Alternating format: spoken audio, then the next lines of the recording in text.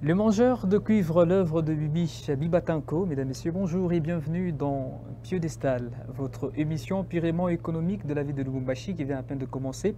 Sur votre télévision Arc-en-Ciel, nous avons le réel plaisir de recevoir cette metteuse en scène, cet artiste bien de la ville de Lubumbashi, qui est bien évidemment propriétaire même de cette œuvre, Le Mangeur de Cuivre.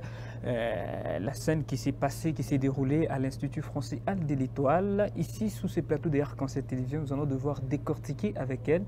Avec moi sur ce plateau de Arc-en-Ciel Télévision, je reçois pour vous Bibiche. Salut Bibiche. Salut. Tu vas très bien, j'espère. Oui, ça va, merci. Un peu timide? Non, pas du tout. Pas du tout. Des nouvelles? Le 9 septembre à 17 h, on a eu la première des mangeurs de cuivre. Ça s'est très bien passé. Ça s'est très bien passé. Oui. Et comment tu t'es sentie? Avant la première, j'avais un peu de stress. Et puis, mais après ça, tout s'est bien passé. Parfait. Tout s'est bien passé. Nous allons cette fois-ci rentrer un tout petit peu en image, voir comment étaient les spectacles. Et puis nous allons revenir juste après pour bien évidemment analyser avec l'auteur du jour. C'est parti avec Gauthier Kibibo.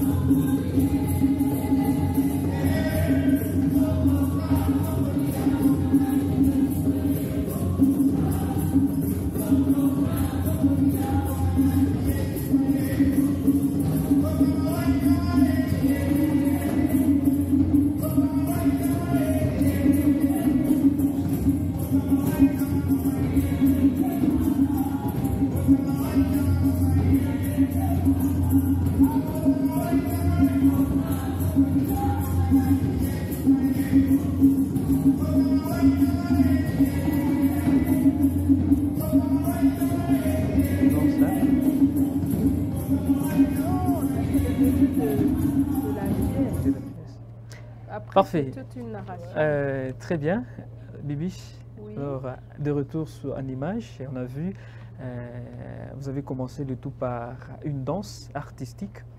Et quels étaient les messages que vous avez tirés de ça pour arriver à réaliser cette danse? Qu'est-ce que vous voulez ressortir dans ça d'abord? Au départ, les mangeurs de cuivre, c'est une fête qui a toujours été célébrée ici au Katanga, même avant la Gécamine. La fête des mangeurs de cuivre, c'est une fête traditionnellement katangaise. Et ça vient de la coulée de cuivre et tout ça, de cette cérémonie de coulée de cuivre. Donc au départ, j'avais prévu de mettre le chant Kampasa, qui est habituellement chanté dans certaines chorales, notamment la chorale de la Croix de Cuivre, je crois, de Kolwezi. C'est un chant de Kiwele, du défunt Kiwele, qui était un grand chef de chœur et compositeur. Mais le Kampasa que moi j'avais enregistré, parce que moi-même aussi je suis choriste, je chante, il était lent et moi, à mon humble avis, ça ne marchait pas très bien avec la scène. C'est comme ça qu'en faisant des recherches, je suis tombée sur un chant traditionnel mongo. Et c'est ça que j'ai mis. Parce qu'au final, l'histoire des mangeurs de cuivre est une histoire qui va de nos ancêtres, des pactes qu'ils ont signés, des concertations qu'ils ont eues avec les colonisateurs et qui ont fait que le Congolais s'est retrouvé exploité pour le bien de l'Occident. Donc, c'est pour ça que j'ai voulu revenir un peu en arrière dans nos traditions. Parce que dans mon prologue, je fais parler, j'ai trois cœurs qui dialoguent. Il y a le cœur des producteurs, le cœur des négociants et le cœur des mangeurs de cuivre. Parfait. Le mangeur de cuivre, c'est le commun des mortels. C'est notre aïeux, c'est notre parent qui a travaillé, qui a sué, qui a travaillé toute sa vie dans les mines. Le négociant, c'est les chefs coutumiers, et les producteurs, ce sont les Occidentaux qui viennent. Et si nous restons toujours dans cette même optique, puisque nous parlons de ça, le mangeur de cuivre, et l'inspiration qui vous a permis à ce que vous puissiez vous replonger maintenant dans l'écrit, vient de qui? Au fait, mon travail d'écriture, c'est un travail de mémoire. Je questionne ma mémoire et dans ce questionnement-là, je suis arrivée à vouloir parler vraiment des mangeurs de cuivre et principalement de la vie des agents de la GECAMIN. Parce qu'au départ, vous n'êtes pas écrivaine, il fallait le préciser. Ah oui, effectivement. Vous êtes amouraché, vous avez de l'amour pour ça. Et comment ça a commencé? Mon talent d'écriture, c'est un talent qui a été longtemps, qui était endormi pendant longtemps, parce que j'ai évolué dans un milieu artistique avec mon père qui était écrivain et peintre. Mais je ne trouvais pas que j'avais assez de talent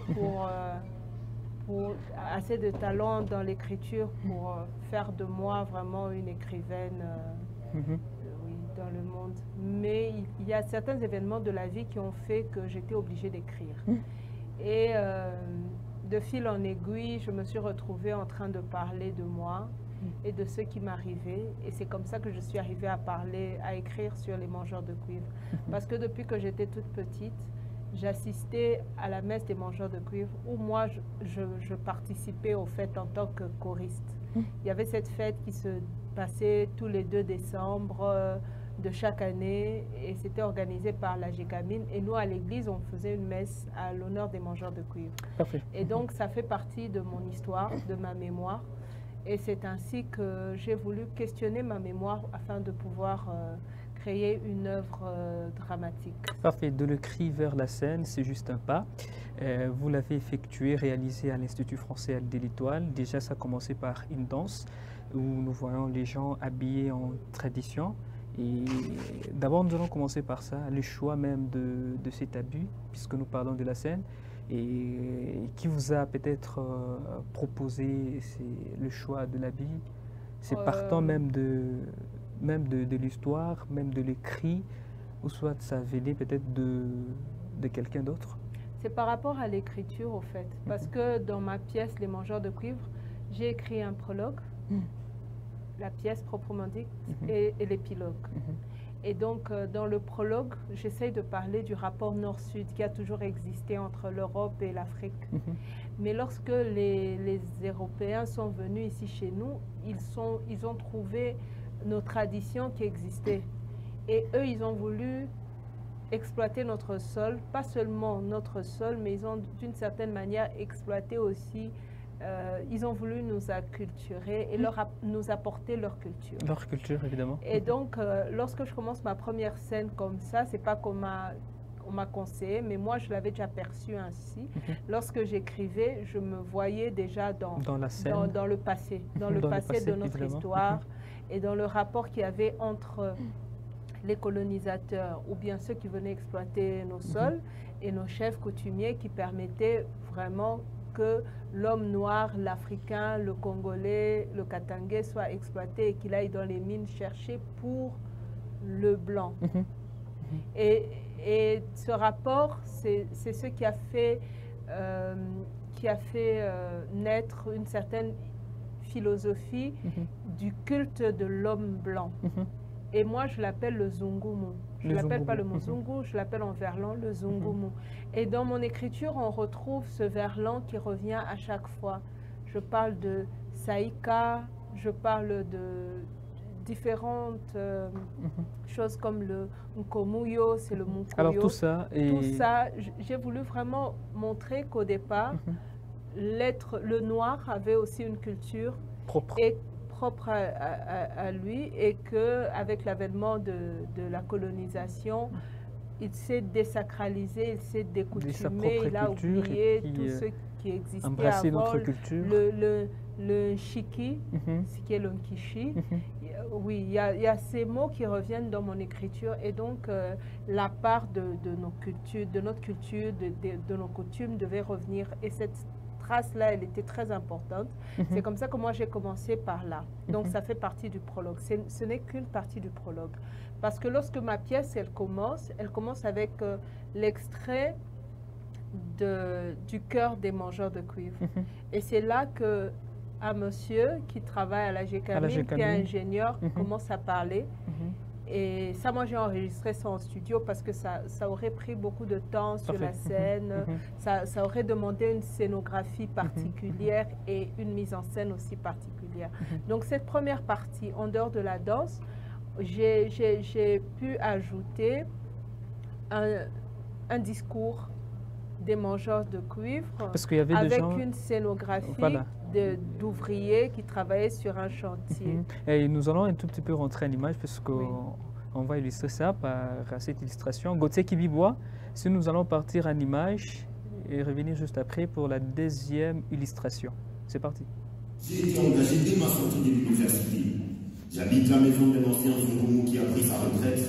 J'ai dit à ma femme de se civiliser. Mon père me l'avait envoyé comme une lettre à la poste, sans me consulter. Elle n'a qu'à apprendre. Le Zongomo est très strict, mais il est généreux. Ne tolère aucune entorse au règlement du travail. Pas de place pour les soulards, les retardataires. Ils ont toujours tort. Il est obligatoire d'être vigilant sur les sites miniers et de respecter les consignes de sécurité. En cas d'accident grave dû à la maladresse de l'agent, l'entreprise prévoit réparation et dédommagement de l'employé. Il sera jugé invalide et incompétent pour l'exercice de ses fonctions. J'ai appris à me consacrer corps et âme à mon travail. Et aujourd'hui, je savoure les résultats d'un travail bien fait. La vie m'a sauvé. Je n'aurais jamais imaginé un jour que le rêve de mon père puisse se réaliser. D'où il est, je les vois dansant, chantant et trinquant la gloire de ma réussite. J'ai tout sacrifié. Même ma femme et mes enfants ont profité de cette entreprise. Maintenant, je peux me réjouir de cette nouvelle promotion. Je suis le directeur des FEDEL. Je supervise plus de 200 ouvriers. Et je suis incontournable en ce qui concerne toutes les techniques d'extraction et de purification des cuivrons et du cobalton. Mapeno, mon heure de gloire a sonné. Je vais tout de suite l'annoncer à ma femme et à mes enfants.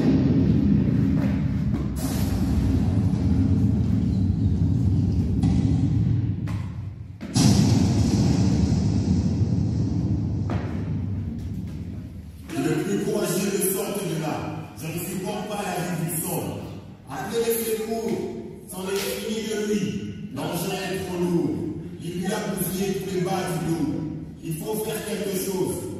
J'entends la sirène de l'ambulance. Ils ne sont plus loin. Ils vont le sauver. Il va être assuré d'affaire. C'est notre ami. C'est un brave. Reviens-nous. Chef, monsieur Amani, ne fermez pas les yeux. Vous allez y arriver. C'est un cas d'accident grave sur le chantier numéro 4 de fusil.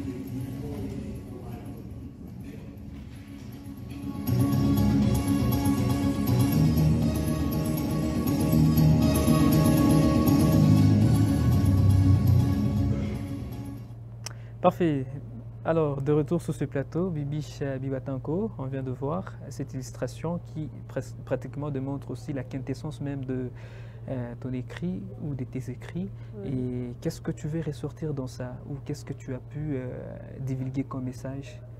En fait, moi, j'ai parlé de ces Noirs qui voulaient ressembler aux Zongomu, qui est le blanc, et qui vivait dans une ville imaginaire du nom de Cuivroville. Et cette ville, Cuivroville, ça peut être toutes les villes qui sont des villes minières, et qui font que toutes les personnes qui y travaillent ont une vie enviée de tous, une très belle vie. Et là, dans le prologue, dans cette partie du prologue où je donne la parole au cœur des mangeurs de cuivre. Celui qui prend la parole, il s'appelle Amani, il dit comment, depuis qu'il est à Cuivroville, il vit beaucoup mieux qu'au village. Il a une vie qui ressemble à celle du Zungumu. Pendant que lui, il est ingénieur, son père était ouvrier et maintenant il habite la maison d'un ancien Zungumu qui a pris sa retraite. Donc c'est la très belle vie. En fait, c'est une imagination que tu as pu, que tu t'es faite et puis pour arriver à ça? Bien... Non, ce n'est pas de l'imagination. Ça, c'est vraiment ce qui se passait à l'époque de la Gécamine. Maintenant, quand nous sommes partis des... nos parents ont quitté les villages ou les villes où ils habitaient pour venir travailler à la Gécamine, ils avaient une très belle vie. Ils avaient tout ce dont ils avaient rêvé. Ils occupaient des maisons, les mêmes maisons que les Blancs.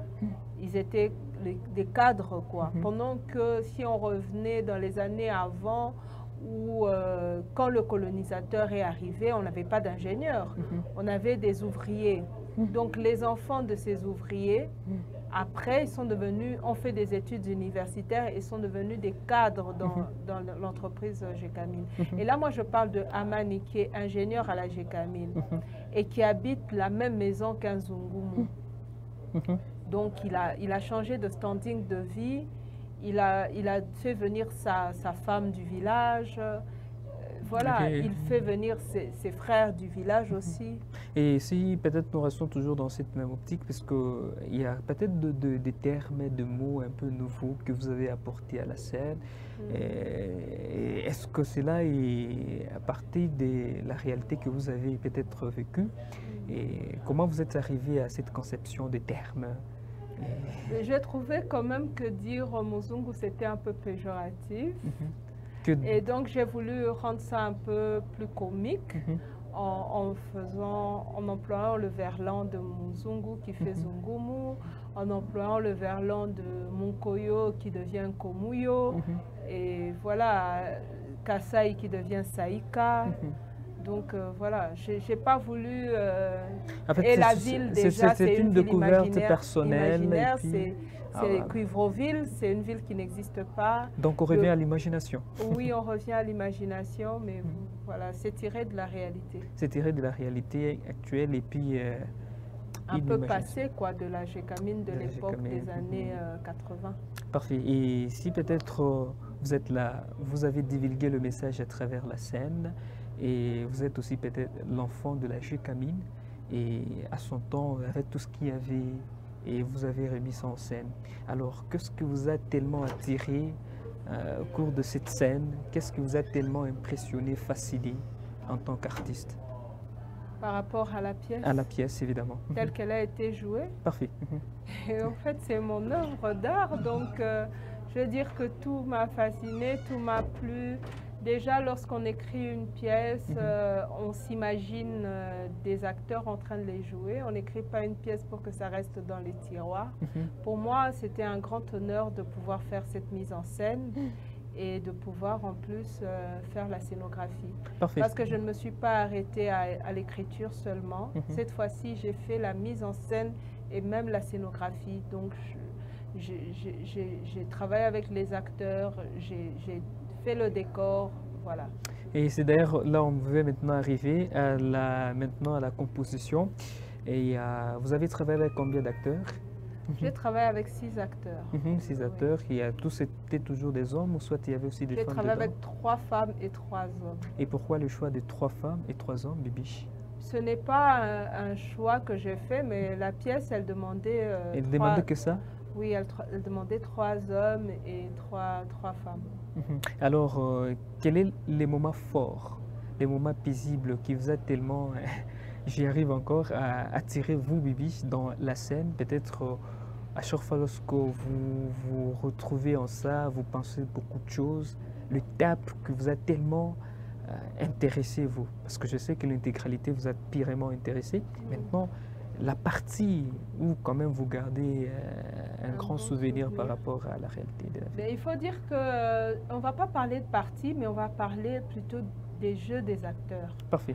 Il y a l'acteur principal, l'un des acteurs principaux, parce qu'il y en a deux. Il y a Amani, le père, et Mapendo, la femme. J'ai trouvé que leur jeu était très professionnel. Pour des amateurs qui n'ont pas l'habitude de la scène, ils ont très bien joué. Alors, ils ont rendu le texte tel que... Alors, pour aller peut-être très loin, ces deux acteurs ont joué quel rôle, peut-être dans la... Non, mais justement, ils ont joué les rôles de Amani et de Mapendo. Ça veut dire? Eux, ils s'appellent Sam et Alice. Alors, ils ont joué les rôles de Mapendo, l'homme, et Mapendo, la femme, et Amani, l'homme. Et je devais vous demander une petite démonstration. Comment ça a été? Ah, une démonstration. Oui. Tu veux que moi je puisse jouer le rôle de Mapendo? Mapendo, elle commence, elle est ivre, donc elle se met devant les gens, elle danse sous le son de What a Wonderful World de Louis Armstrong. Et donc elle se déhanche, elle est ivre, elle a une bouteille de vin en main et un verre en main de vin. Et puis elle dit, au matin d'un beau jour, la vie me sourit, elle me dit, viens jouer dans la cour des grands. J'y vais, clopin, clopant, je venais du village, la vie m'a souri. Vous voyez un peu comment ça commence. Parfait. Oui, et c'est très marrant, elle s'habille sur scène, elle met ses talons aiguilles, elle dit qu'elle est belle, et il y a un cœur qui reprend, elle est belle dans les coulisses. Voilà, il y a ce petit jeu. Et puis elle lève son verre, elle dit, je célèbre la vie, je célèbre ma vie. Et dans ça, parce que de petits vers, je célèbre la vie, je célèbre... Alors, c'est quoi le message dans tout ça? Parce que la partie là... Oui. Cette partie, d'abord, il faudrait partir de la fin du prologue. La fin le prologue se termine avec un accident grave sur le chantier des UL. Le mari de Mapendo connaît un accident.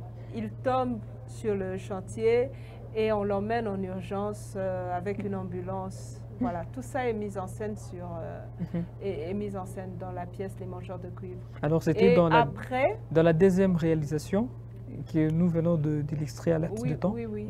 C'est vers la fin qu'on voit Mapendo sur scène en train de danser et de boire, ivre. Mais pendant tout ce temps, son mari est hospitalisé. Il a fait 6 mois à l'hôpital. Et alors, Bibiche Bibatanko, vous faites de l'art depuis un temps et un domaine qui vous est venu comme ça, et parce que vous n'avez pas fait des études dans ça. Alors, pourquoi une question de curiosité en tant que femme? Pourquoi vous faites de l'art? Pourquoi je fais de l'art? Parce que j'aime ça, parce que j'ai hérité de mon père, qui était écrivain, et que j'ai eu l'opportunité de pouvoir apprendre à écrire les pièces de théâtre, et que le théâtre est vraiment l'art par excellence qui vous permet de pouvoir décrire ce qui se passe dans le monde d'une manière très pragmatique, quoi. Et on dirait que ça représente aussi toute une vie actuellement. Oui, je vis de mon art, donc je continue d'écrire des pièces de théâtre, des livres, comme celui que j'ai sur moi ici, le Mémorial du Mont Bouddha. Le Mémorial du Mont Bouddha. Oui, que je vends et que voilà, j'ai écrit. C'est toujours un travail de mémoire que je fais dans tous mes écrits. Parfait. Merci d'être passé sur Arc-en-Ciel Télévision et surtout parler sur Le Mangeur de Cuivre. Je pense que la prochaine nouvelle arrive bientôt, artistiquement. Pardon? La prochaine nouvelle, la nouvelle arrive bientôt. La nouvelle pièce de théâtre? Oui, je suis en train de travailler sur 2 pièces de théâtre. Il y en a une que j'ai presque achevée, Bunagana, et une autre qui est en chantier, en gestation. Le procédé est vendu. Voilà. Parfait. Ça sera un réel plaisir de consommer comme on a consommé les mâcheurs de cuivre. Mesdames et messieurs, ce n'est donc fini pour cette émission culturelle. Merci de l'avoir suivi. Prochain rendez-vous la semaine prochaine et surtout avec le même réel plaisir. À très vite.